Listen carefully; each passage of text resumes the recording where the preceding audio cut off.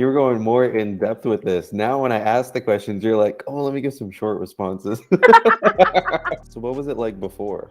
It was honestly a lot grumpier. I didn't want to do anything. I literally wanted to get off, go to sleep, feed the kids, go to sleep. Now I'm participating in random crap that they want to do. Other big win is more energy. Even when I'm tired, I still have energy. I would say initially it was stomping me a little bit because I wasn't seeing changes on the scale or like inches and stuff. But I was seeing my daughter also like doing stuff with me. So that was making me more into it.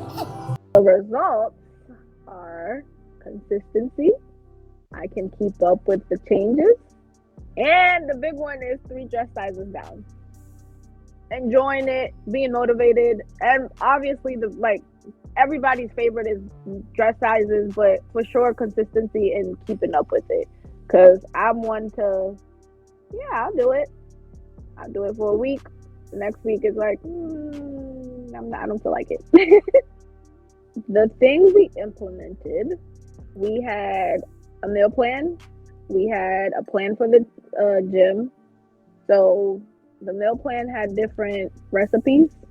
And then the gym plan was more or less making me more aware of what I'm doing in the gym. This was different for me because, one, I had to record myself. So that alone was making me more accountable to actually go to the gym.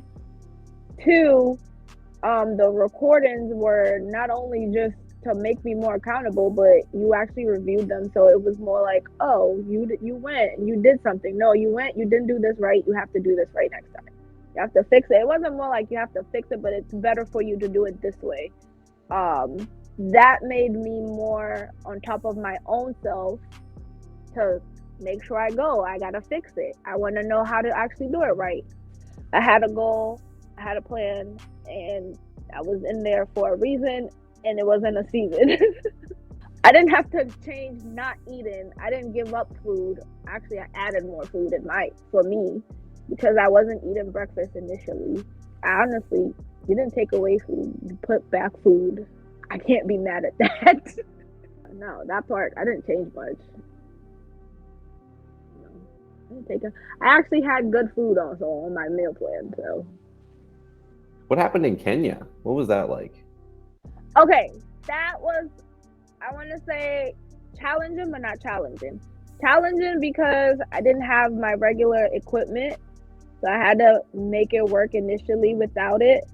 Whereas some of the stuff I was using my daughter for, like a weight, my youngest daughter, I should say, for a weight. And then not challenging as far as eating habits is concerned, because I was actually more aware of what I was eating and not just eating just to eat. So that meal plan that I had already implemented kind of stuck with me. So certain things, obviously, I didn't make like oatmeal and stuff like that, but I was more aware of what I was picking. I wasn't just grabbing candy or junk food. I would actually go, okay, more protein, less carbs, stuff like that. I was more aware of what I was doing. And even my daughter was actually more aware of what she was picking, even though I feel like she's also semi of a picky eater.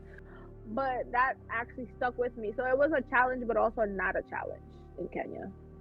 Like, I feel like if I went to Kenya without the plan that I initially had, I would have definitely gained more weight than lost any weight.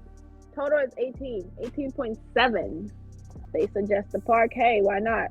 Before it would have been like, oh, I want to go to the park. Oh, we'll go tomorrow.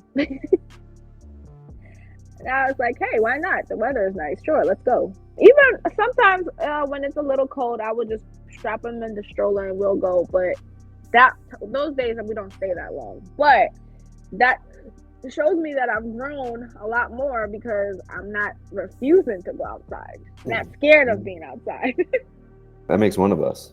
Like before, I honestly would have been like, oh, okay, mommy will do it tomorrow, or mommy's so tired. I will give her an excuse, and I felt bad because she's so energetic and she wants to get all that energy out, and she doesn't have much space to get it out in an apartment. So taking her outside, she's running to the park, she's walking, she's actually walking us sometimes, and I'm like, I'm not your pet, but okay.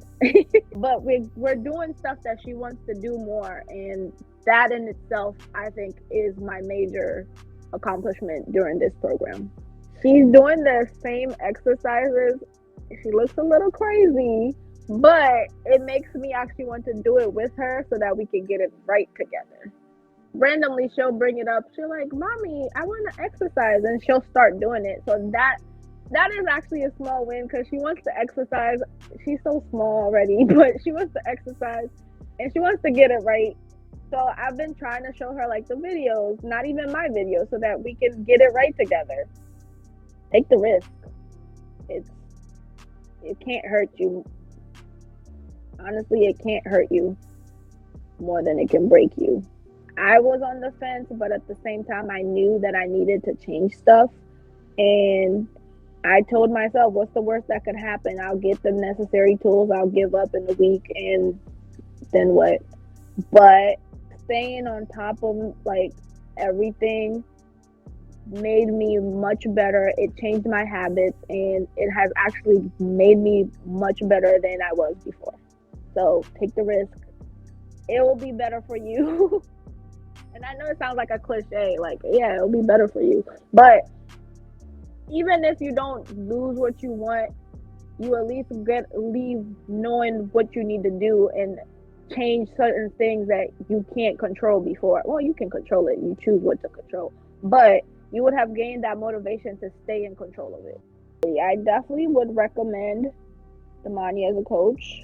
Not only is he making sure you stay on top of your crap, but he's not one of those like, well, if you don't do it right, that's on you.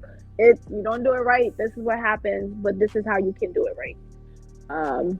That alone, I mean, and you care, or he cares. And he's human. It's that human interaction still, even though it's like virtual but not virtual. There's still that human interaction. It makes it much more realer.